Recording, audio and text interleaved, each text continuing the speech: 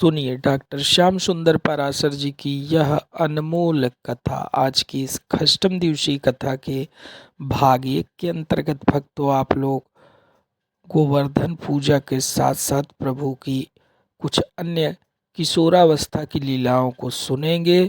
तो ध्यान से इस पतित पावनी कथा को आप अवश्य सुने भक्तों। श्री राधे राधे। कारण है कृष्ण, तो भगवान कोई भला बुरा सुनाने लगा। इंद्र भगवान कृष्ण के बारे में कहता है, बाचालम बाल संस्तभ्यम अज्ञम पंडितमानिनम कृष्णम मर्त्यमुपाश्रित्य गोपा में चतुर प्रियम। इन ग्वारियाओं ने उस बाचाल कृष्ण की बातों में आकर मुझ देवराज इंद्र का अपमान कर दिया है। इसका परिणाम इनको भोगना पड़ेगा। भगवान के प्रति इंद्र ने जो भाषा प्रयोग करी वो संतों को अच्छी नहीं लगी। भगवान कृष्ण को इंद्र कहता है बाचालम। बाचाल किसे कहते हैं? कुत्सितम बहुभाषते, अनर्गल बातें जो करे, व्यर्थ की बातें जो बकवास करे, उसको बाचाल कहते हैं। तो क्या भगवान बाचाल है? आचार्यों ने इस शब्द के अर्थ ही बदल दिए। बोले बाचालम का अर्थ क्या है? भगवान कृष्ण के लिए बाचालम का अर्थ है वाचा अलम, अर्थात जो वाणी के विषय न बन सके, वाणी से जो सर्वथा परे है। यतो वाचो निवर्तन्ते, इसलिए भगवान है बाचालम। फिर बोला बालिशम। बालिशम माने बाल बुद्धि, बचकानी। तो आचार्य कहते नहीं, बालिशम का अर्थ है शिशुवत निरभिमानिनम। भगवान बालकों की तरह बिल्कुल अभिमान शून्य है। बालक अभिमान शून्य होता है, उसका कोई अहंकार नहीं होता। एक चपत लगा दो, रोने लगेगा, और पुचकार करके कुछ चॉकलेट खिला दो, हंसने लगेगा, सब भूल जाएगा कि इसने मेरी बेइज्जती कर। बच्चों का अहंकार नहीं होता। तो बालिशम माने भगवान बालकों की तरह सर्वथा अभिमान शून्य है। इसलिए प्रलय की दशा में भगवान बालक बन के ही बटपत्र पर विहार करते हैं। बालम मुकुंदम मनसा स्मरामि बटस्य पत्रस्य पुटे सयाने। फिर कहता है स्तब्धम। स्तब्ध कहते हैं अविनीत, जो किसी को दंडोत प्रणाम न करे। बोले ठीक ही कह रहा है। संत कहते हैं भगवान अविनीत हैं। क्यों? भगवान से बड़ा कोई है ही नहीं जिसके सामने उन्हें प्रणाम करना पड़े। वो तो महतो महीयान है, उनसे महान कोई है ही नहीं। तो फिर भगवान को क्या जरूरत किसी को दंडोत प्रणाम करने की? सारा जगत उनके चरणों में प्रणाम करता है। इसलिए ठीक कहा कि भगवान स्तब्ध हैं। फिर बोले अज्ञम। अब अज्ञ कहते हैं जिसको कुछ ज्ञान न हो, मूर्ख। तो भगवान को अज्ञ कहा इंद्र ने। परंतु आचार्य ने अर्थ बदल दिया। कहते हैं नास्ति ज्ञो यस्मात्तम, जिसको जगत में जानने के लिए कुछ भी शेष नहीं बचा, माने सर्वज्ञम, जो भगवान सब कुछ जानते हैं। जानने योग्य भगवान के लिए कुछ भी नहीं है, सब जानते हैं। इसलिए अज्ञम। और पंडित मानिनम, बड़े बड़े विद्वान, ब्रह्म विदाम बहुमानिनम, बड़े बड़े ब्रह्मज्ञानी जिनकी महिमा को यत्किंचित जान करके उन्हें मानते हैं, उन्हें प्रणाम करते हैं। इसलिए पंडित मानिनम है। ऐसे कृष्णम, कृष्ण का अर्थ क्या है? सच्चिदानंदम। कृषिर भूवाचक शब्द अणस्य निर्वृतिवाचक तयोरेक्यम परब्रह्म कृष्ण नित्य विधीयते। भगवान कृष्ण सच्चिदानंद हैं और कृष्णम मर्त्यमुपाश्रित्य। मर्त्य कहे कहते हैं मनुष्य को, मरण धर्म। परंतु भगवान सच्चिदानंद कृष्ण होते हुए भी मर्त्यम माने भक्त, भक्त वात्सल्येन मनुष्यतया प्रतीयमानम गूढ़ कपट मानुषः, मनुष्य जैसे प्रतीत होते हैं, वस्तुतः मनुष्य है नहीं। जैसे कोई पिक्चर में कोई अभिनेता कुली बन करके किसी का भार ढो रहा हो तो वास्तव में वो कुली थोड़ी है, कुली जैसा दिख रहा है, वस्तुतः वो करोड़पति है। उसी प्रकार भगवान तो सच्चिदानंद हैं, पर जगत में लीला करने के लिए जब मानव अवतार धारण करते हैं तो मनुष्य जैसे प्रतीत होते हैं। इस प्रकार जितने शब्द अपमानजनक इंद्र ने बोले वो सब स्तुति परक अर्थ आचार्यों ने कर दिए। सामर्थ्य मेघों को आदेश दिया इंद्र ने, जाओ इतना पानी बरसाओ कि सारा ब्रज जलमग्न हो जाए। जो उमड़ घुमड़ के बादल आए आकाश में छाए, मूसलाधार पानी बरसाए, ब्रजवासी घबराए, गोविंद की शरण में आए। कृष्ण कृष्ण महाभाग त्वन्नाथम गोकुलम प्रभो त्रातुमर्हसि देवान कुपिताद भक्त वत्सलः। हे भक्त वत्सल, हे गोकुल के नाथ, मालूम पड़े इंद्र हम पे कुपित है गयो, ये गोविंद हमारी रक्षा करो। भगवान बोले कोई मत डरो, जा देवता की पूजा करिए, वही देवता रक्षा करेगा हमारी। और सबन को लेके भगवान गोवर्धन की तलहटी में आ पहुंचे। ब्रजवासी बोले कन्हैया जल्दी कर। भगवान बोले डरो मत, देवता से मेरी बात है गई। कहा बात है गई भाई?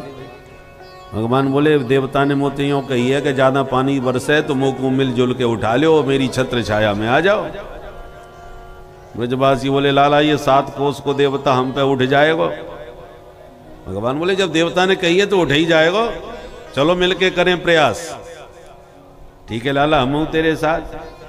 और इत्युक्ते केन हस्तेन कृत्वा गोवर्धनाचलम दधार लीलया कृष्ण छत्राक बालकः।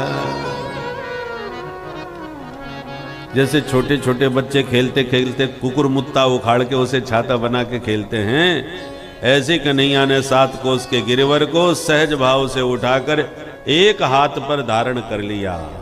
एकेन हस्तेन गोवर्धनम दधार, एक हाथ पर गोवर्धन उठा लिया। गिरी को धारण करने से भगवान का नाम गिरिधारी हो गया। बोल गिरधारी भगवान की जय। अब आचार्यों की वाणी में और चित्रों में प्राय दिखाई पड़ता है भगवान एक अंगुलिया पे ही गोवर्धन उठा लिए। ब्रजवासी तो कहते हैं अंगुली की नोक पे, नाखून पे ही गोवर्धन उठा लियो, नख पर गिरवर लीनो धार। मतलब सिर्फ इतना है कि भगवान को गोवर्धन उठाने में कोई भी भार नहीं लगा, श्रम नहीं लगा। जैसे बच्चे कुकुर मुत्ता उखाड़ के खेलते हैं, ऐसी कन्हैया ने खेली खेल में गोवर्धन उठा लिया। मूसलाधार पानी बरसा। कार्तिक शुक्ल तृतीया से बरसना प्रारंभ हुआ और अक्षय नवमी आ गई। 7 दिन तक मूसलाधार पानी बरसा और 7 वर्ष के कन्हैया ने 7 दिन तक 7 को उसके गोवर्धन को धारण करके रखा। ब्रजवासी बोले लाला पानी तो बंद ही ना हो गया, कब तक उठा के रखेगा? और एक बात बता, हम तो कबू या कंधागू लगाएं कबू या कंधागू लगाएं, पर तू ये कंगुरिया लगाएं खड़वे, तेने एक बार अदला बदली ना करी। देख लाला थोड़ी देर तू भी आराम कर ले, चिंता मत करियो, हम सब संभालेंगे। भगवान बोले अच्छा मेरे बिना संभाल पाओगे? ब्रजवासी बोले तो तू का सोचे, तेरी अंगुरिया पे ही सब धरो है। भगवान बोले नहीं नहीं भैया तुम ही संभालो। और नेक गोविंद का हाथ नीचे हुआ कि सबके डंडा चटाचट, ओरे कन्हैया भैया संभाल संभाल। घबरा गए सब ग्वाल बाल। आप उसमें बोले भाई जाने नेक ही हाथ नीचे कियो कि सबके डंडा चटाचट बोल गए। नेक और नीचे हाथ करते तो अपने तो कंधे ही चटाचट बोल जाते आज। तो क्या सच में जाने अकेले नहीं उठा रहा कोई? चलो डंडा तो टूटेगा ही, अब कंधा भी हटा के देख लो एक बार। एक एक करके सबने अपने हाथ नीचे कर लिए। मात्र कन्हैया के एक हाथ पर पूरा गोवर्धन देखा तो सबके होश उड़ गए। आप उसमें बोले हम सब माटी के मतुगरा फालतू में ही लगे भाई, यानी तो अकेले नहीं उठा रहा कोई। नंद बाबा ते बोले बाबा सांची सांची बताइए कन्हैया तेरो ही छोरा है का? नंद बाबा बोले दारी कियो मेरो ना है तो कौन को है? ब्रजवासी बोले बाबा बुरो मत मान, हमारे कहवे को मतलब यह है कि हमने बड़े बड़े पहलवान देखे पर तेरे कन्हैया जैसो न देखो न सुनो। क्व सप्ताहायनो बालः क्व महाद्विविधारणम ततो नो जायते शंका ब्रजनाथ तवात्मजे। बाबा हमें शंका है रही है कि तेरो छोरा ना है, ये कन्हैया तो साक्षात कोई देवी देवता है या साक्षात भगवान है।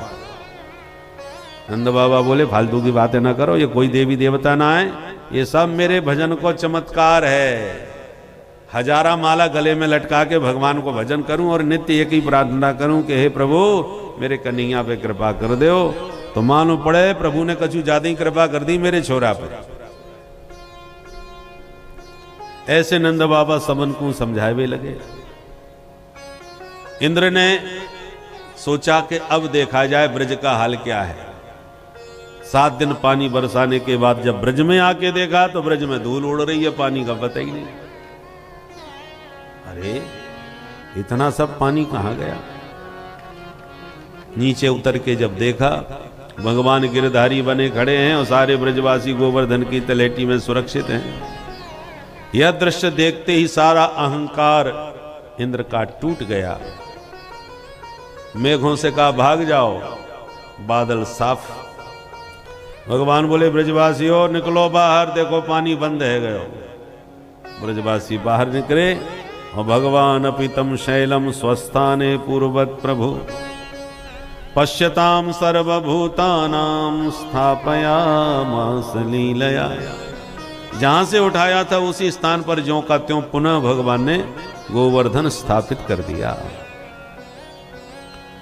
ज्यों ही घर को चलने लगे ब्रजवासी चरणों में दंडोत प्रणाम करने लगे। भगवान बोले ये क्या कर रहे हो भाई? ब्रजवासी कान पकड़ के बोले कन्हैया अब तक की भूल चूक माफ करियो, क्योंकि अब हम अच्छी तरह समझ गए तुम साक्षात भगवान हो।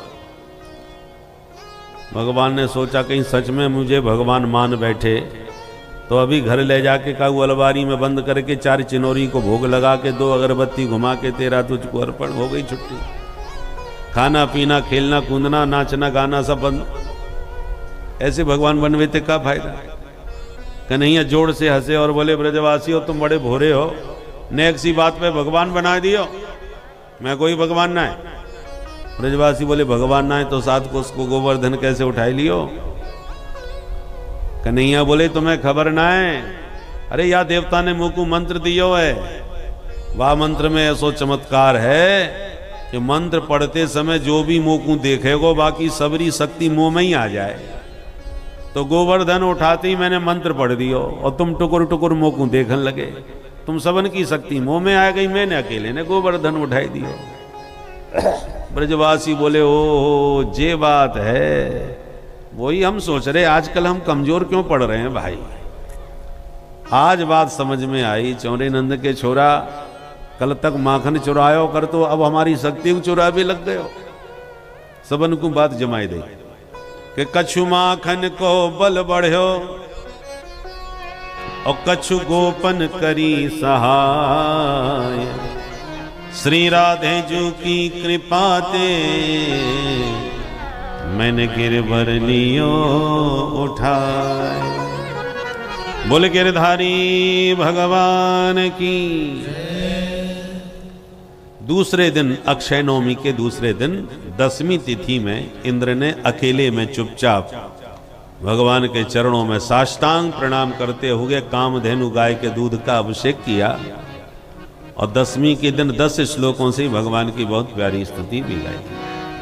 विशुद्ध सत्वम तव धाम शान्तं तपोमयं भस्करजस्तमस्तम् विशुद्धसत्त्वं तव धाम शान्तं तपोमयं भस्करजस्तमस्तम् मायामयोऽयं गुणसम्प्रवाहो न वेद्यते ते ग्रहणानुबन्धः मायामयोऽयं गुणसम्प्रवाहो न वेद्यते ते ग्रहणानुबन्धः।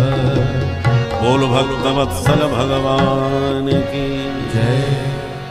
इंद्र बारंबार स्तुति करते हुए प्रणाम किया तो भगवान खुश हो गए, आशीर्वाद दे दिया इंद्र को। गम्यताम शक्र भद्रम वह, जाओ इंद्र तुम्हारा मंगल हो, अहंकार को त्याग करके अपनी सत्ता को संभालो। और एक बात हमेशा याद रखो, जो मेरे ही द्वारा प्राप्त पद प्रतिष्ठा को ग्रहण करके मुझे ही भूल जाता है, तो अपना स्मरण कराने के लिए मैं उसकी पद प्रतिष्ठा सब वापस छीन लेता हूं। 1 मिनट में पद छिनते ही सारी गर्मी शांत हो जाती है, उसका अभिमान टूट जाता है। ये मेरी कृपा का ढंग है। मामैश्वर्य श्रीमदांधो दंड पाणिम न पश्यति तम भ्रंशयामि संपद्भ्यो यस्य चेच्छाम्यनुग्रहम्। यस्य अहम अनुग्रहम इच्छामि तम भ्रंशयामि संपद्भ्यः। जिस पर मैं कृपा करना चाहता हूं उसका अभिमान तोड़ता हूं, अभिमान तोड़ने के लिए पद छीनता हूं, धन हरण कर लेता हूं। यह मेरी कृपा का ढंग है। इंद्र को भगवान ने समझा बुझा के आशीर्वाद देके विदा किया। अब आ गई एकादशी। एकादश्याम निराहारः समभ्यर्च जनार्दनम्। बाबानंद एकादशी का बिल्कुल निराहार व्रत रखते हैं। असली एकादशी वही है जिसमें कुछ भी आहार न किया जाए। हम लोग तो एकादशी का व्रत कैसे कहते हैं? बोले महाराज आज व्रत है, हम केवल फलाहार करेंगे। और फलाहार के नाम पर होता है पूरा फुलाहार। कूटू की पकौड़ी कचौड़ी सब बनती है हमारे। जिस दिन सबसे ज्यादा घर में माल छने, समझ लो कोई व्रत है। पकौड़ी बन रही है, खीर बन रही है, रबड़ी, क्या मामला है? बोले साहब आज हमारा व्रत है, भोजन तो करना नहीं है, बस थोड़ा सा फलाहार की व्यवस्था चल रही है। ऐसा होता है फलाहार। एकादश्याम निराहार, बिल्कुल निराहार रह के व्रत करना चाहिए। 7 दिन में आपको 1 दिन की छुट्टी चाहिए रविवार की, तो पेट को भी तो 1 दिन का रेस्ट देना चाहिए। 15 दिन में 1 बार एकादशी का व्रत सबको करना चाहिए। बाबानंद ने व्रत किया, कुछ नहीं खाया पिया, तो नींद कहां आवे। रात के 12-1 बजे नहाने चले गए जमुना जी में, तो वरुण के दूध पकड़ के बाबा जी को जमुना जी में ले गए। क्योंकि रात के 12 से 3 बजे के बीच कभी नदियों में, जलाशयों में, सरोवरों में स्नान नहीं किया जाता। जल के देवता वरुण नाराज होते हैं। तो डुबकी मारने से वरुण के दूध बाबा को ले गए पकड़ के भीतर। जो ग्वाला संग में गए थे वो घबरा गए, भाग के आए, कन्हैया तेरे बाबा जमुना जी में डूब गए भाई।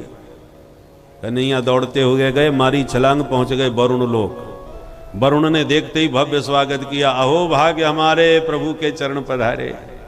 क्या सेवा करूं महाराज? भगवान बोले हमारे पूज्य पिताजी को बांध के पकड़ रखा है और हमारी पूजा कर रहे हैं।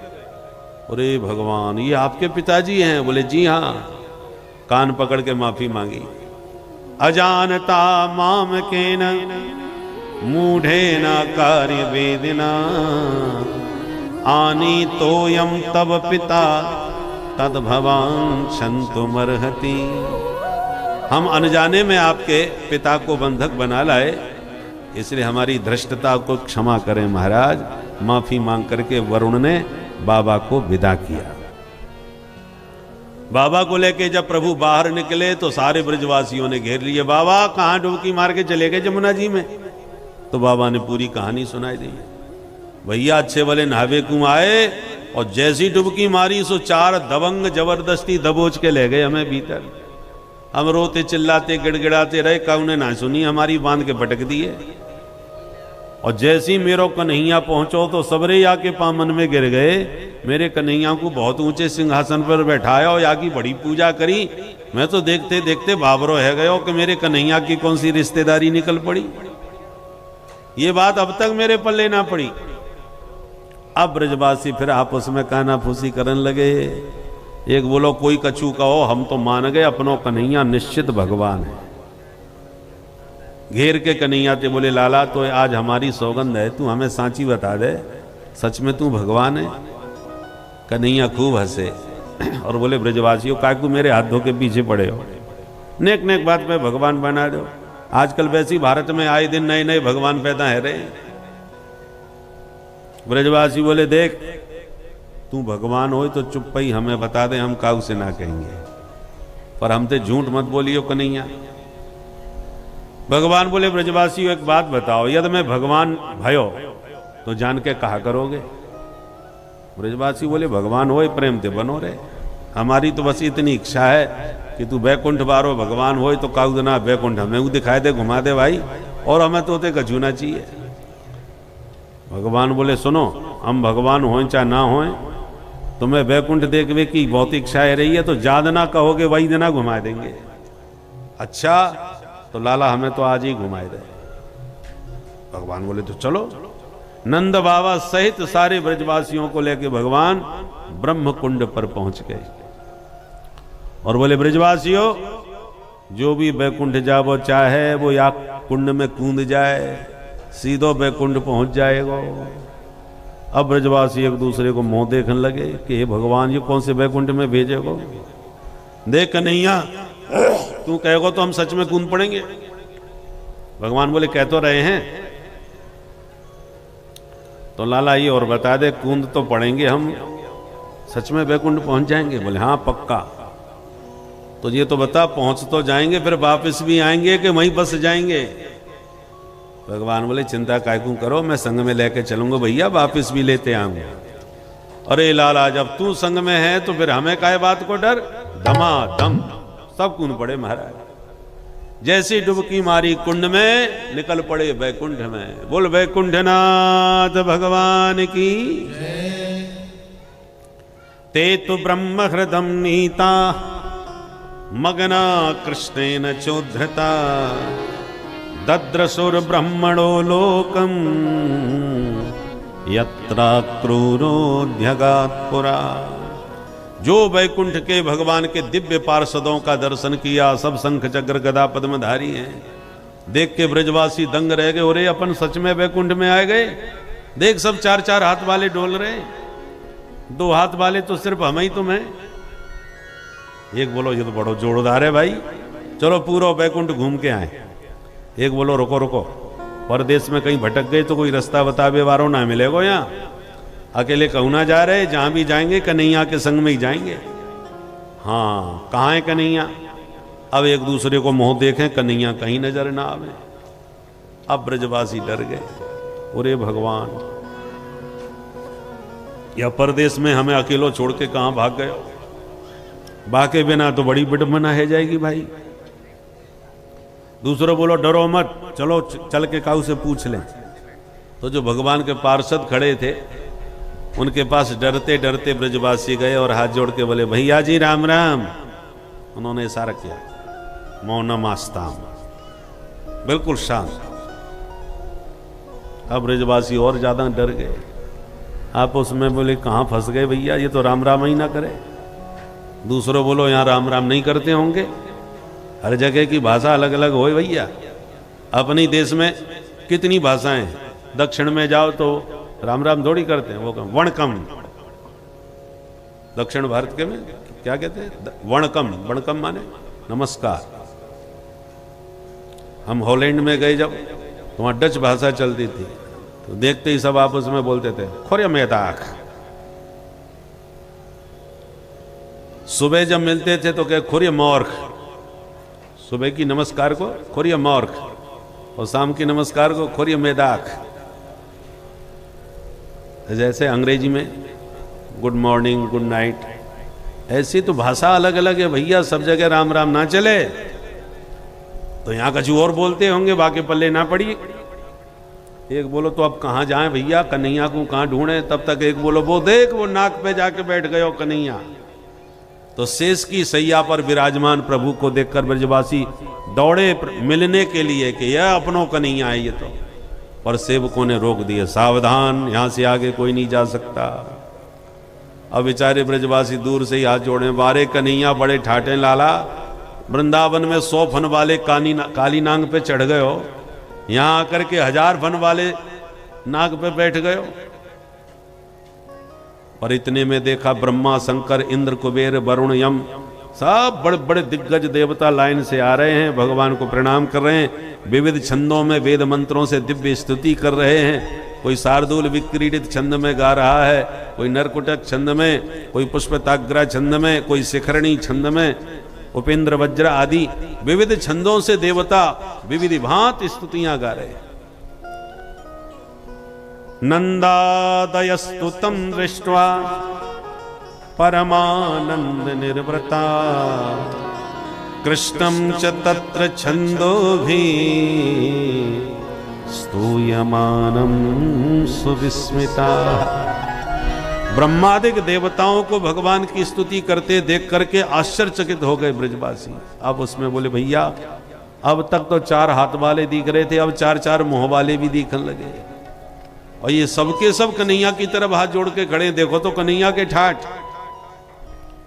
देख देख के ब्रजवासी इतने डर गए बेचारे कि आंख बंद करके बोले, वारे कन्हैया देख लियो वैकुंठ, अब जल्दी से जल्दी हमें वापस वृंदावन बुलाए ले।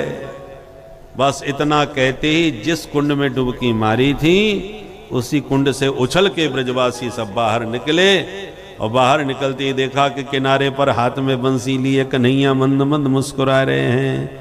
बोल बंसी वारे की। बाहर निकलते ही ब्रजवासी कन्हैया से लिपट गए, लाला तेने गजब कर दियो भैया, सच में हमें वैकुंठ दिखाई दियो। भगवान बोले ये बताओ कैसो लगो। ब्रजवासी बोले पूछे मत, जिंदगी में हमने आज पहली बार 4-4 हाथ वाले या 4-4 मुंह वाले देखे भाई, अद्भुत है तेरो वैकुंठ कन्हैया, हम वर्णन ना कर सके। भगवान बोले ये बताओ तुम्हें आनंद आयो कि ना है। ब्रजवासी बोले लाला बुरो मत मानियो, हम सांची सांची बताएं। हाँ सांची बताओ। तो सुन लाला, तेरो वैकुंठ है बड़ो जोरदार, ये तो माननी पड़ेगी, पर सांची बात यह है कि हमें नेको आनंद ना आए। भगवान बोले क्यों भैया, कहा कमी पड़ गई तुम्हें, आनंद क्यों ना आयो। ब्रजवासी बोले सुन कन्हैया, सबसे बड़ी कमी तो वहां यह है कि कुकाऊ से राम राम ही ना करे। हमने चल के राम राम करी तो वो बोला चुप, फिर हमने काऊ से बात ही ना करी। हमने सोची यहाँ की भाषा हमारे पल्ले ना पड़ रही तो हमारी भाषा बाके पल्ले ना पड़ी होगी। सबसे बुरी बात ये लगी कि हमें काऊ ने तेरे पास में ना जान दियो। हमने तोते मिलवे की वहां भरपूर कोशिश करी, पर काऊ ने मिलन ना दियो, हाथ पड़ के दूर खड़े कर दिया। हमें ऐसो बैकुंठ लेके हम क्या करेंगे जो तेरे पास में भी ना जा सके। अरे बातें हमारो वृंदावन लाखों गुनों बढ़िया, नित्य तेरे साथ कबड्डी खेल रहे हैं, कुश्ती लड़ रहे हैं, तेरे साथ भोजन पा रहे हैं, गैया चरा रहे हैं, कबड्डी खेल रहे हैं, ये खेलवे खाएवे को सुख ब्रज के अतिरिक्त कहां मिल सके। बैकुंठ के भगवान अति दुर्लभ और ब्रज के ठाकुर अति सुलभ। बैकुंठ में तो शेष महेश गणेश दिनेश सुरेश जाहि निरंतर ध्यावे, और वृंदावन में ताहे अहीर की छोहरियां छचियां बर छाछ पे नाच नचावे। बैकुंठ में बैठ के सबई नचावत राम गोसाई, उमा दारू जो सिद्ध की नाई। पूरे ब्रह्मांड के चराचर जगत के जीवों को नचा रहे हैं गोविंद बैकुंठ में बैठे। पर उसी बैकुंठपति को ब्रज की ग्वालिनियां तनिक छाछ पे नचाती हैं। कन्हैया बढ़िया सो ठुमका लगा के नाच दे तो ताजी ताजी छाछ पे पाऊंगी चकाचक। तो तनिक सी छाछ के लिए कन्हैया नाच नाच करके गोपियों को रिझाते नजर आते हैं।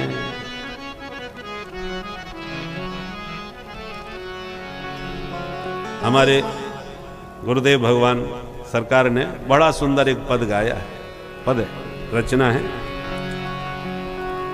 अरे छाछ के कारण नचत कन्हाई, छाछ के कारण नचत कन्हाई, छाछ के कारण नचत कन्हाई, छाछ के कारण नचत कन्हाई।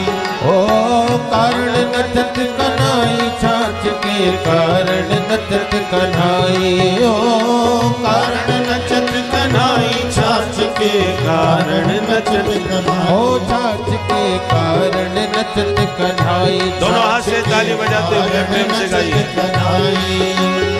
जाके भ्रूसल चालन ते नित नृत्य किया जा त्वराई, छाछ के कारण नचत कन्हाई, छाछ के कारण नचत कन्हाई। ओ छाछ के कारण नचत कन्हाई, छाछ के कारण नचत कन्हाई।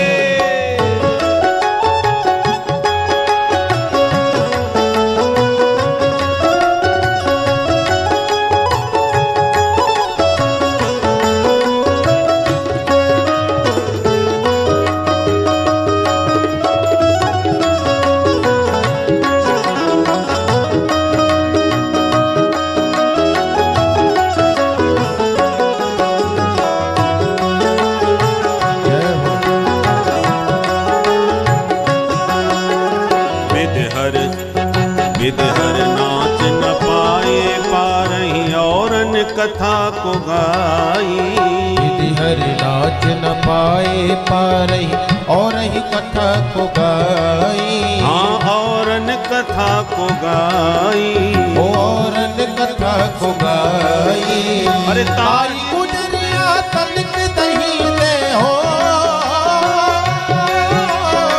ताई गुजरिया तनिक दही दे नचवा वही मुस्काई, छाछ के कारण नचत कन्हाई, छाछ के कारण नचत कन्हाई। ओ नाच के कारण नचत कन्हाई, छाछ के कारण नचत कन्हाई। ओ प्रेम ते नचत कन्हाई, छाछ के कारण नचत कन्हाई। ओ प्रेम ते नचत कन्हाई, छाछ के कारण नचत कन्हाई, छाछ के कारण नचत कन्हाई। ओ छाछ के कारण नचत कन्हाई। जय हो।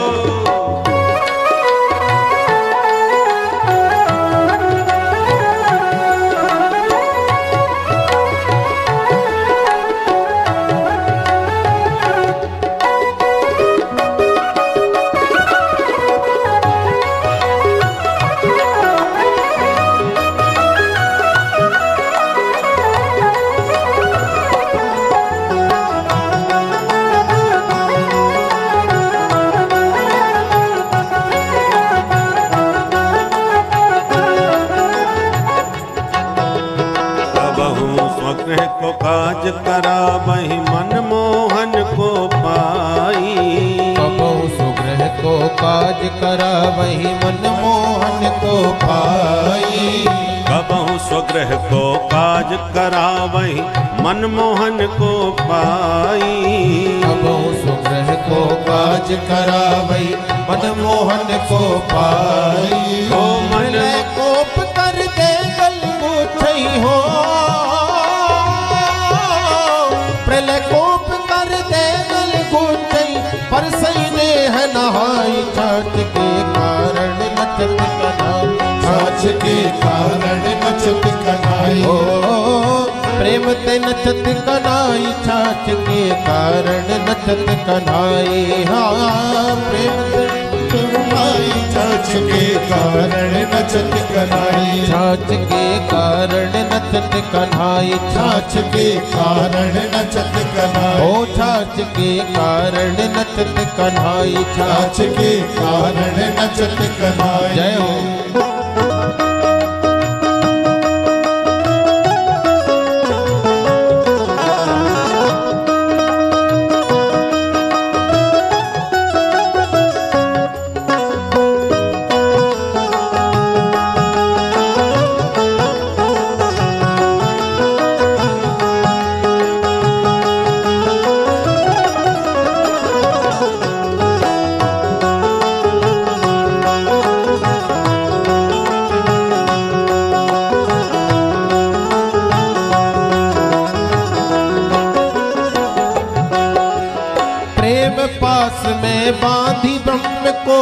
सब विधि अपने बनाई, सब विधि अपने बनाई, सब विधि अपने बनाई।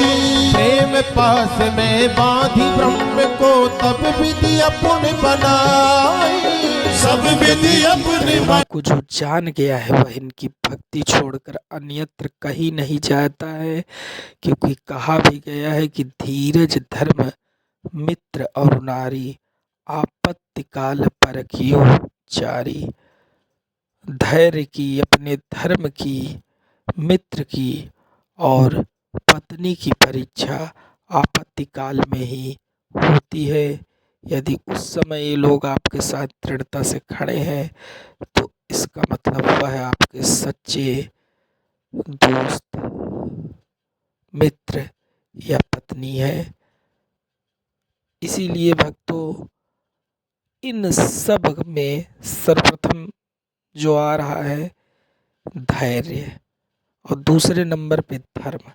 जिस भी मंत्र के साथ आप प्रभु की पूजा करते हैं, आप आपत्ति काल में उसका मनन कीजिए, अधिक से अधिक चिंतन कीजिए और उसके बाद देखिए क्या आपत्ति कटी।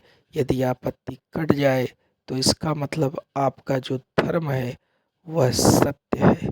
इस तरह से आप अपने धर्म की भी परीक्षा ले सकते हैं भक्तों। श्री राधे राधे। शंकर दयाल त्रिपाठी जी पूर्व विधानसभा प्रत्याशी चित्रकूट से, तथा चंद्रकमल त्रिपाठी जी प्रदेश कार्य समिति सदस्य भारतीय जनता पार्टी के पधारे, तथा अयोध्या धाम से पूज्य संत श्री पधारे। हम सभी का अभिनंदन और स्वागत करते हैं। बोल भक्तवत्सल भगवान की। तो एक और भगवान इतने सुलभ और दूसरी तरफ इतने दुर्लभ, अणोरणीयान महतो महीयान।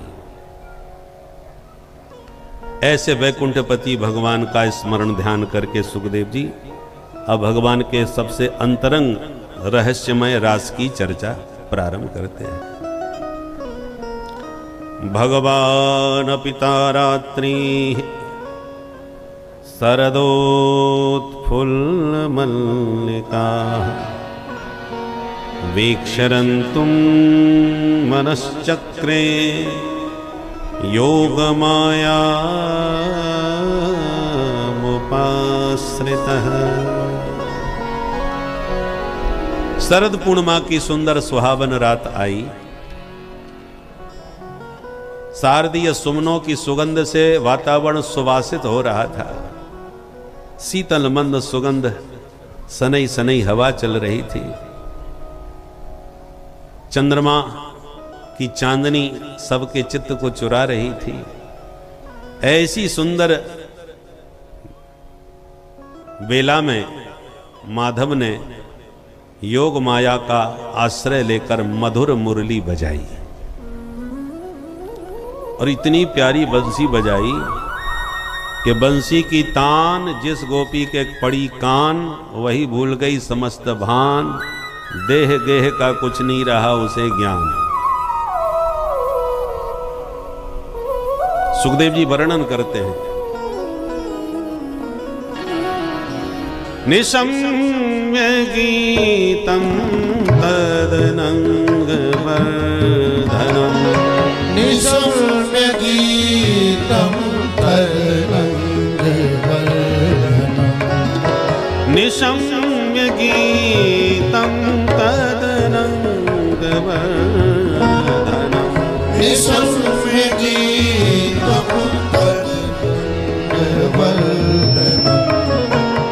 प्रजस्त्रिय कृष्ण गृहीत मानसा, प्रजस्त्रिया कृष्ण गृहीत मानसा, आजगमुरन्योन्यमलक्षितोद्यमा, आजगमुरन्यो न्यमलक्षितोद्यमा, आजगमुरन्योन्यमलक्षितोद्यमा, आजगमुरन्यो न्यमलक्षितोद्यमा।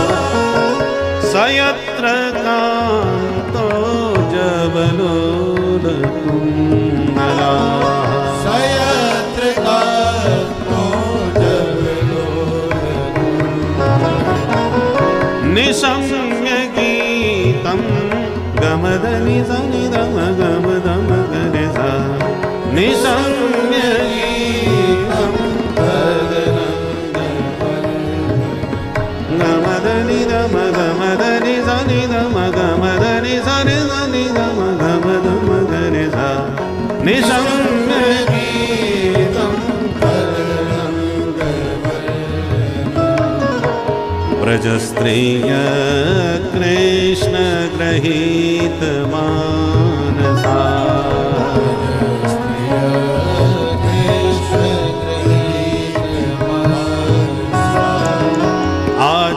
आजगमुरन्यो न्यमलक्षितोद्यमा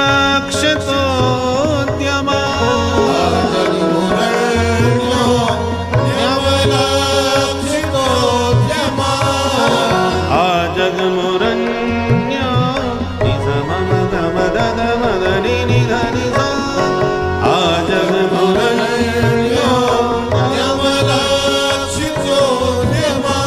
गरे सा नि सनि धनि धनि धम गम गरे गरे सा धनि सा गम धनि सा सगारे सनि धम गम धनि सा गम धनि सा गम धनि सा आजगमुरन्यो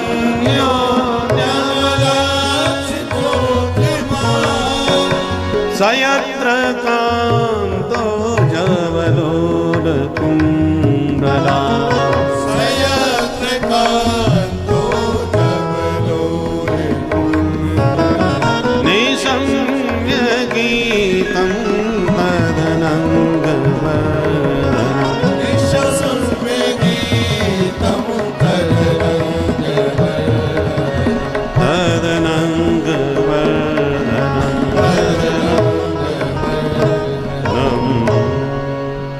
बोल बंसी वारे की माधव की मधुर मुरली की तान सुन के सब गोपियां दौड़ी चली आईं और हमारे बीच में श्री योगेश ताम्रकार जी सतना के महापौर पधारे हैं। हम उनका भी अभिनंदन स्वागत करते हैं।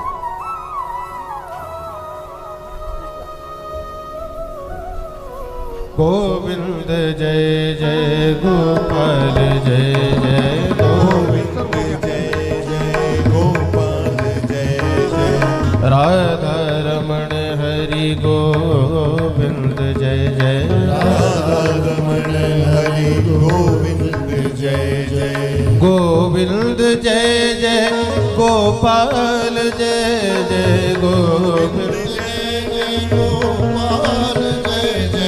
गोविंद जय जय गोपाल जय जय गोविंद जय जय गोपाल जय जय राधा रमण हरि गोविंद जय जय राधा रमण हरि गोविंद जय जय गोविंद जय बोल बंसी वारे की जय ब्रजस्त्रियः कृष्ण गृहीत मानसा। माधव की मुरली सुन के ब्रज गोपियों का सबका मन माधव के पास खिंचा चला है।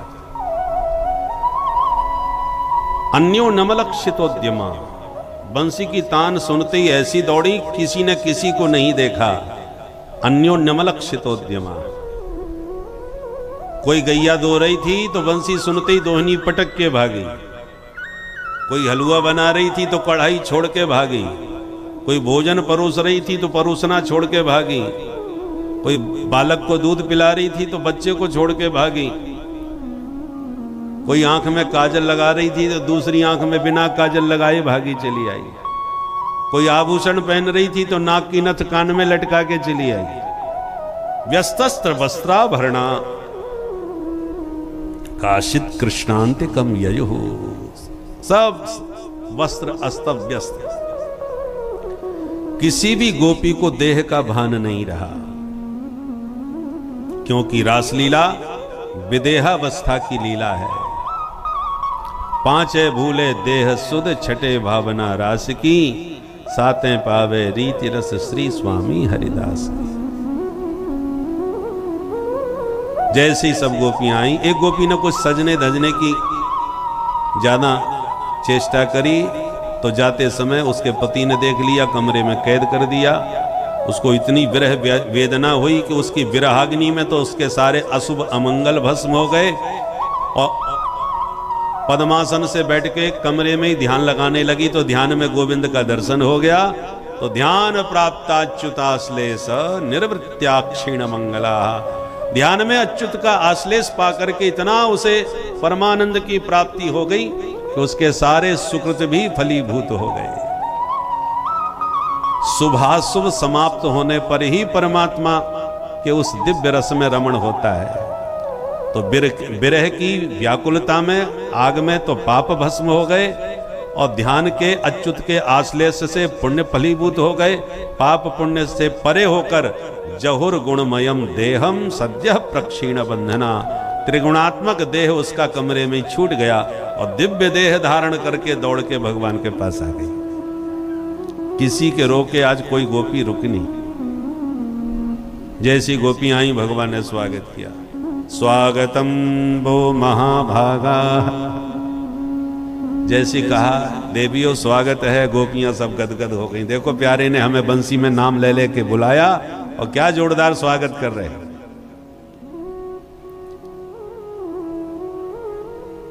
स्वागतम वो महाभागा प्रियं किम करिवाणि वह। देवियों मैं आपकी क्या सेवा करूं।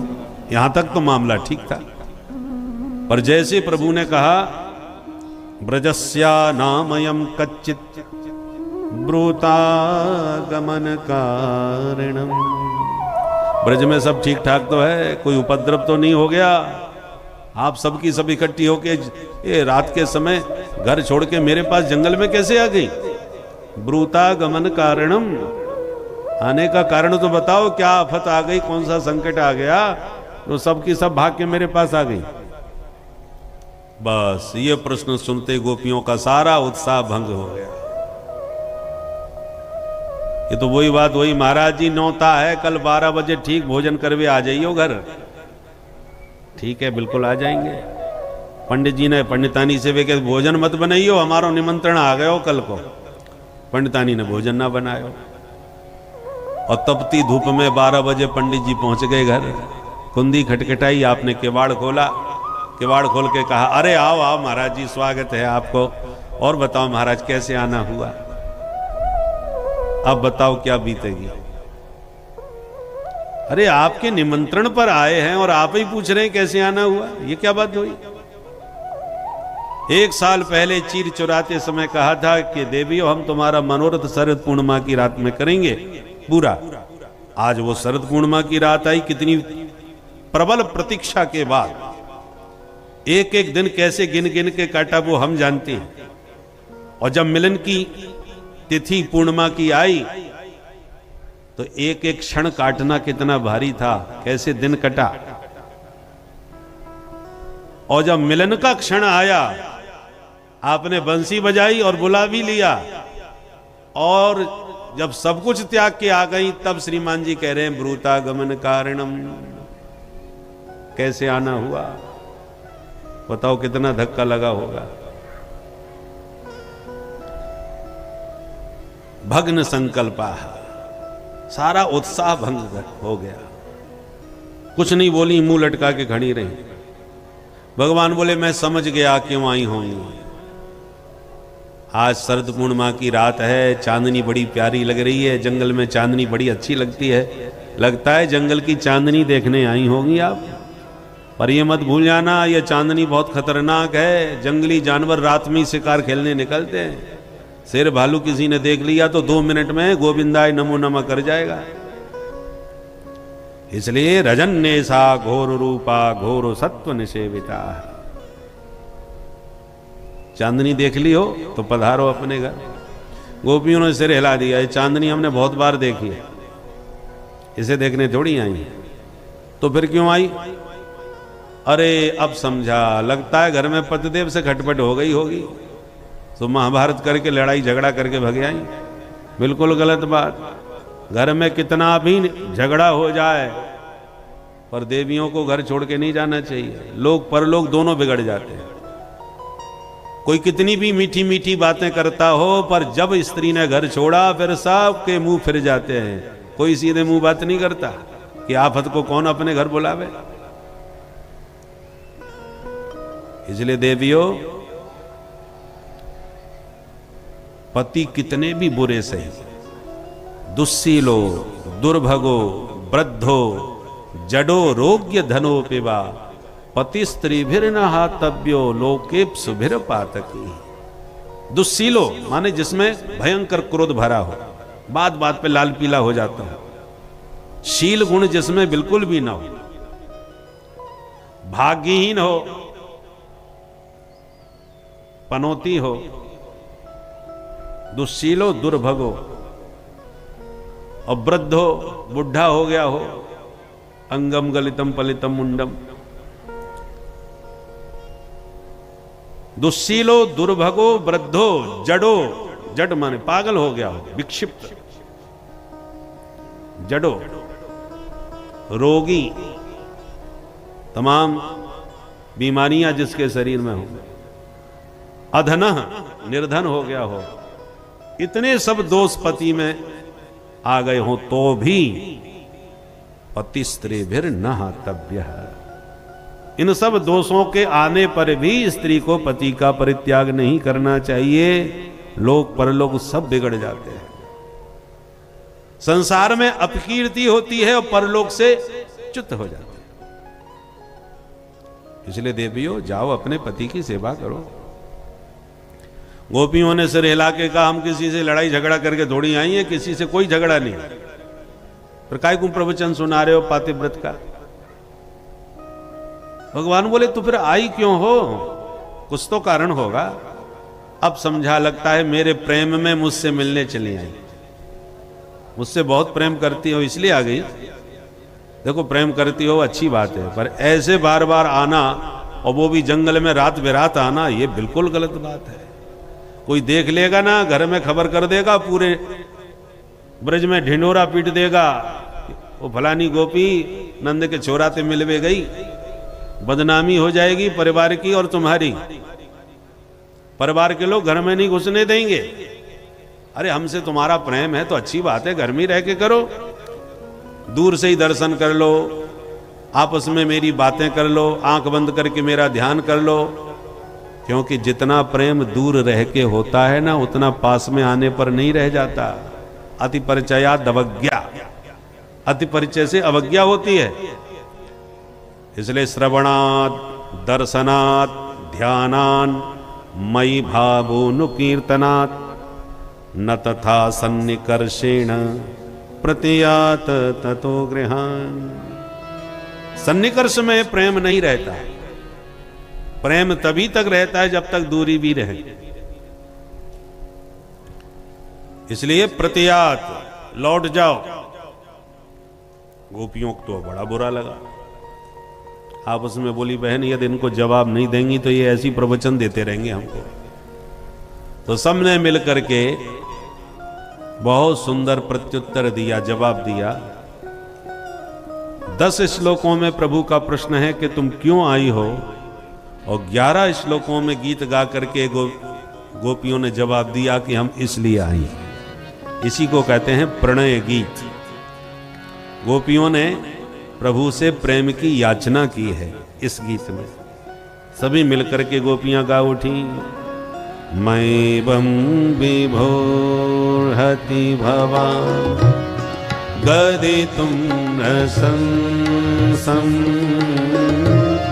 संत्यज्य सर्वविषयान् तव पादमूलम् भक्ता भजस्व दुर्लभं ग्रहमाप्यजास्मान् देवो यथा पुरुषो भजते मुमुक्षु एवं विभो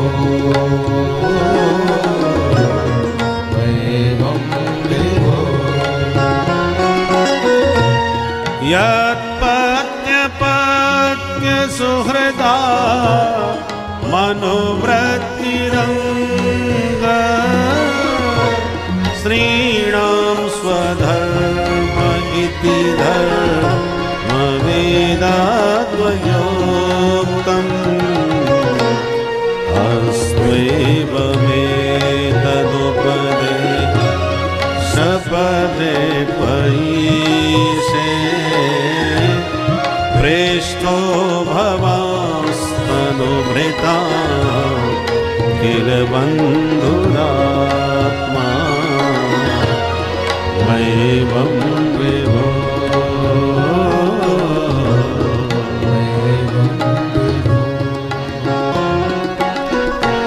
चित्तं सुखेन भवता वहतं गृहेषु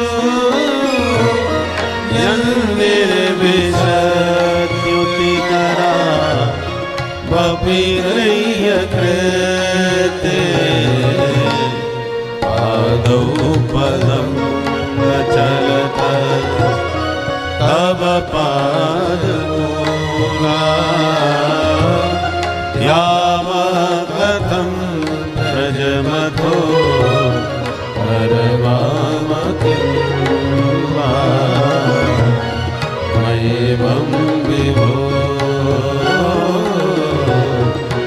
मैवं विभो। बोल भक्तवत्सल भगवान की जय। गोपियों ने 5 गीत गाए हैं। पहला है वेणु गीत, इसको कहते हैं प्रणय गीत। तीसरा है गोपी गीत, चौथा है युगल गीत और 5वां है भ्रमर गीत। इस प्रकार गोपियों ने ये 5 गीत गाए हैं। और गीत का मतलब गायन, इसलिए हमने इन 5 गीतों को स्वर तालबद्ध करके गाया है ताकि लोग इन गीतों को गुनगुनाने का प्रयास करें। श्रीमद् भागवत के ये मधुर दिव्य गीत हैं गोपियों के। इसमें प्रेम की याचना गोपियां गोविंद से कर रही हैं कि हे प्यारे अस्मान मां त्यज, हमारा इस प्रकार से त्याग न करो, हम तुम्हारे लिए संत्यज्य सर्व विषयांस्तव पादमूलम, दुनिया के सारे नाते त्याग कर, संबंध ठुकरा कर तुम्हारे पास दौड़ी दौड़ी आई हैं। और जब से आई हैं तब से आपके श्रीमुख से एक ही वाक्य सुन रही हैं कि चली जाओ, लौट जाओ, भाग जाओ। क्या हमारा आना इतना बुरा लगा कि हमारी सूरत इतनी गई गुजरी है कि देखते ही हमें भगाने लगे? मैवम, ऐसा मत कीजिए। और लौटाना ही चाहते हो तो जो बंसी बजा के चित्त चुरा लिया, पहले उस चित्त को लौटाओ, तब हम लौटे। चित्तम सुखेन भवता अपहृतम, चित्त तो आपने बड़े प्यार से बंसी बजा के अपहृत कर लिया, चुरा लिया। इसलिए पादौ पदम न चलता, हमारे पैर अब घर की तरफ चले ही नहीं रहे। भगवान बोले तो वाहनों में बैठा के तुम्हें घर घर पहुंचवा दूंगा, फिर तो पधारोगी। गोपियों ने कहा घर पहुंचा भी दोगे तो करवाम किम्बा, घर जाके क्या करें? भगवान बोले घर में कोई काम धंधा नहीं है तुम्हें क्या? गोपियों ने कहा काम तो घर में बहुत थे, हम कर भी रही थी उन कामों को, पर आपने बंसी बजा के जो मन हर लिया, चित्त चुरा लिया, अब बिना मन के तो घर का कोई काम होने वाला है नहीं। आप यहां बैठ के कान से कथा सुन रहे हो, मनी राम जी घर में हिसाब लगा रहे हैं। मनी राम जी बैठे बैठे घर का हिसाब कर रहे हो, दुकान का हिसाब कर रहे हो, तो बैठे बैठे सुनते रहो, पल्ले कुछ नहीं पड़ेगा। क्योंकि ये इंद्रियां हमारी तभी काम करती हैं जब उनके साथ मन भी लगा हो। मन कहीं और चिंतन में हो तो ये इंद्रियां किसी काम की नहीं। इसलिए हम लौटने वाली नहीं। क्या चाहती है? गोपियों ने हृदय की बात जब खुल करके कह दी कि सिंचांगनस्त्वदधरामृत पूरकेण आसावलोक कल गीत जृच्छयाग्नि नो चेद्वयं विरह जानुपयुक्त देहा ध्यानेन याम पदयो पदवीं सखेते। हे प्यारे, आपने मधुर मुरली से हमारा मन हर लिया। अब अपनी अधर सुधा का दान दे करके हम सब गोपियों को कृतार्थ करो। यदि आपने हमारा मनोरथ नहीं किया तो आपका चिंतन करते करते, आपका ध्यान लगा के इस शरीर को यहीं पर हम त्याग देंगे। हृदय की बात जब खुल करके गोपियों के मुख से प्रकट हुई तो माधव बड़ी जोर से ठहाका मार के हंस पड़े। और प्रहस्य सदयम गोपी रात्मा रामोप्यरी रमत। बड़ी जोर से भगवान हंसे और फिर अपनी आत्माओं के साथ प्रभु ने रमण किया। आत्मा रामोप्यरी रमत। ये जीवात्मा और परमात्मा के मिलन की लीला है, महारास लीला। देखो भाई, 50 रुपए का मिट्टी का मटका भी खरीदोगे तो 50 बार ठोक बजा के देखोगे कि कहीं चटका फूटा तो नहीं है। तो जिन गोपियों के हृदय में भगवान प्रेम रस भरना चाहते हैं तो उनका भी तो निरीक्षण परीक्षण करेंगे कि नहीं। इसलिए भगवान ने खूब परीक्षा ली और गोपियां उस परीक्षा में पूरी तरह उत्तीर्ण हुई, लौट के नहीं गई। तब भगवान ने राधा रानी, देखो अभी तक राधा रानी आई नहीं थी, गोपियां पहले आ गई, इसलिए भगवान ने सीधे मुंह बात नहीं करी। और जब राधा रानी को आते देखा तब भगवान बड़ी जोर से हंसे और फिर ब्रज गोपियों के साथ उनका दिव्य महारास प्रारंभ हुआ। बाहु प्रसार पररंभ कराल कोरु नीबिस्तनाल वन नर्म नखाग्रपातई श्वेल्यावलोक हसतरि ब्रज सुंदरीणाम उत्तम भयम रतिपतिम रमयांचकार। जैसे कन्हैया नाचे ब्रज गोपियों के कंठ में गलवैया डाल के, तो रतिपति कामदेव ने भी प्रकट होके खूब तक तक के तीर चलाए। वसीकरण, उच्चाटन, मोहन, स्तंभन, उद्दीपन, 5 बाण कामदेव के चले, परंतु गोविंद के चित्त पर कोई काम के बाण का प्रभाव नहीं पड़ा। तो रतिपतिम उत्तम भयन, उस रति के पति को पकड़ के भगवान ने ऊपर लटका दिया, ऊर्ध्व स्तंभित कर दिया काम को। ऐसे नाच रहे थे गोविंद जैसे छोटा बच्चा कोई शीश महल में घुस जाए और शीशे में अपने अनंत प्रतिबिंबों को देखकर उन्हीं को सखा मान के नाचने लगे, उनके साथ गाने लगे, खेलने लगे। ऐसे ही कन्हैया आज अपनी आत्माओं के साथ वो परमात्मा थिरक रहे हैं, नाच रहे हैं। आत्मा रामोप्यरी रमत यथार्भक स्वप्रतिबिंब विभ्रम। अर्भक जैसे अपने प्रतिबिंब के साथ नाचता है, ऐसे नाच रहे। पर जो ही नाचे कन्हैया कि ब्रज गोपियों को सौभाग्य का मद जागृत हो गया है। कोई संसार में हमारे समान भाग्यशालिनी। देखो त्रिभुवनपति आज हमारे सारे पर नाच रहे हैं। और जहां आता है अभिमान वहां से खिसक जाते हैं भगवान। जो गोपियों को सौभाग्य का मद जगा और राधा रानी के मन में मान हो गया। मान का मतलब रूठना। प्रिया प्रीतम के बीच में रूठना मनाना तो चलता है, पर अभिमान प्रेम का बाधक है, मान तो प्रेम का साधक है। प्यार से बोलो जय श्री राधे। मान समझ गए? अभिमान तो सब जानते ही हैं। मान का मतलब है जैसे आपकी पत्नी का नाम है गीता और गलती से स्वप्न में सोते सोते आपके मुंह से निकल गया सीता, तो बार बार कई बार आपके मुख से जब सीता सीता निकला तो सवेरा होने पर जो महाभारत होता है उसी का नाम है मान। कि दूसरे का नाम आपके मुंह से आया, निकला कैसे? क्योंकि प्रेम गली अति सांकरी, या में दो न समाए। तो राधा रानी रूठ गई कि मेरे प्रियतम मेरे जैसा ही व्यवहार सब सखियों से बराबर कर रहे हैं, तो मान कर गई।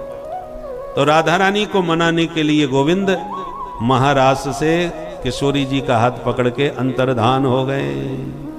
बोल रास बिहारी भगवान की अंतर्हिते भगवती सहसैव ब्रजांगना। गोविंद को अपने बीच अंतर्हित माने अदृश्य देख करके गोपियां सब व्याकुल हो गईं और इतनी अधीर हो गईं कि वृक्षों से लताओं से भी गोविंद का पता पूछती हुई जंगल में ढूंढने लगी। को जड़ को चैतन्य न कछु जानत बिरही जन। प्रेमी बिरही को यह ज्ञान नहीं रह जाता कि मैं किससे बात कर रहा हूं। प्रेमी का विरह में प्रियतम विराट रूप धारण कर लेता है, उसको सारी प्रकृति में अपना प्यारे का दर्शन होने लगता है। राम जी महाराज भी जानकी जी के वियोग में वृक्षों से ही पता पूछ रहे थे। हे खग मृग हे मधुकर श्रेणी, तुम देखी सीता मृग नैनी। अब खग और मृग क्या जाने कि कहां गई है जानकी जी। पर वियोगी प्रेमी की यही हालत होती है, उसे नहीं मालूम मैं किससे बात कर रहा हूं। तो सखियां सब गोविंद का अन्वेषण करने लगी, वन मन में जंगल में वृक्षलताओं से पूछती हुई। उधर राधा रानी को एकांत कुंज में ले जाकर भगवान उनके चरण दबाते हुए उन्हें मनाने की कोशिश करने लगे, परंतु रसिकों ने देख लिया और ये रहस्य खोल दिया कि हमने गोविंद को देख लिया। कहां देख लिया? बोले कुंजों में देखा। कुंजों में क्या कर रहे थे? वो बैठे बैठे चरण दबा रहे थे। देखो दुरोवह कुंज कुटीर में बैठो पलोटत राधिका पायन। और जब ये रहस्य उजागर हुआ तो ब्रज में कृष्ण कृष्ण कहना सब छोड़ गए, सब राधे राधे पुकारने लग गए कि राधा रानी जिनको अपने बस में रखती हैं वो कृष्ण। अरे हमारे माई श्यामा जू को राज, राधा रानी का राज्य है वृंदावन में, कृष्ण का नहीं है। इसलिए वृंदावन के वृक्ष को मर्म न जाने कोई, डाल डाल और पात पात पे राधे राधे होए। राधे तू बड़ भागिनी कौन तपस्या की, तीन लोक तारन तरन सो तेरे आधीन। त्रिभुवन पति जिनके अधीन हैं।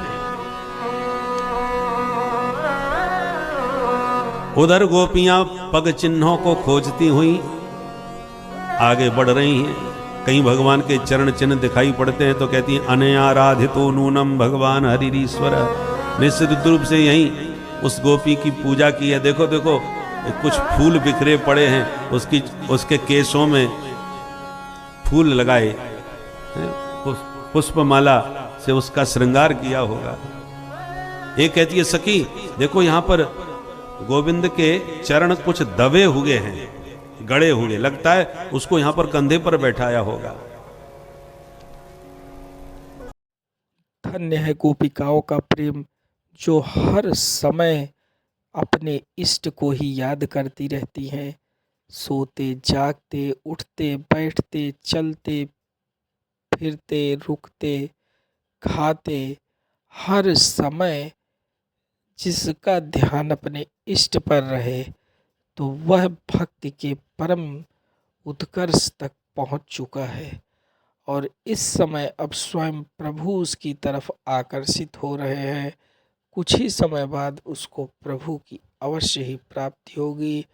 साक्षात उसे सुयोज्य मोक्ष प्राप्त होगा, जिस मोक्ष की सभी ऋषि मुनि तपस्या करते हैं। इस मोक्ष को प्राप्त करने के लिए वह मोक्ष स्वतः ही इन लोगों को प्राप्त हो जाएगा। भक्तों, यही प्रभु की कृपा है। श्री राधे राधे।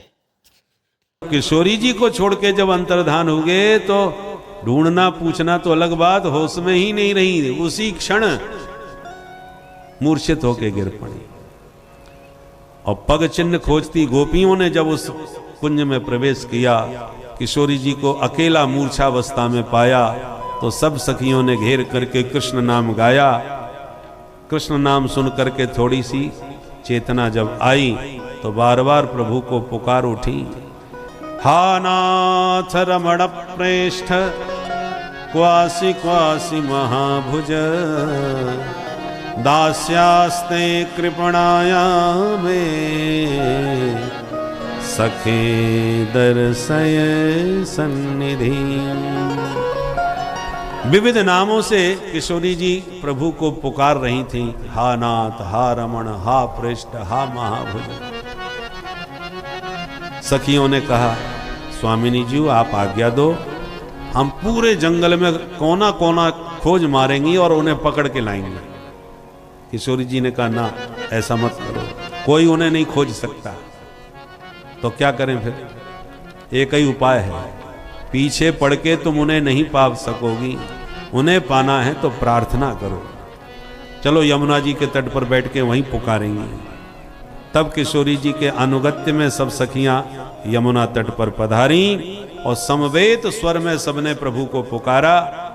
तो जिस शब्दों से पुकारा है इसी को कहते हैं गोपी गीत। श्रीमद् भागवत का सबसे प्यारा गीत इसे माना जाता है। कनक मंजरी छंद में 18 श्लोकों के द्वारा ये गोपियों ने बहुत प्यारा गीत गाया है। कुछ पंक्तियां आप ध्यान से सुने। जयति तेधिकं जन्मना व्रज श्रयत इंदिरा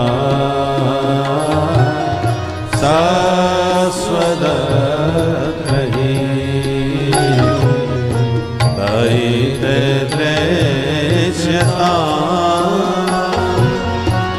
दीक्षुता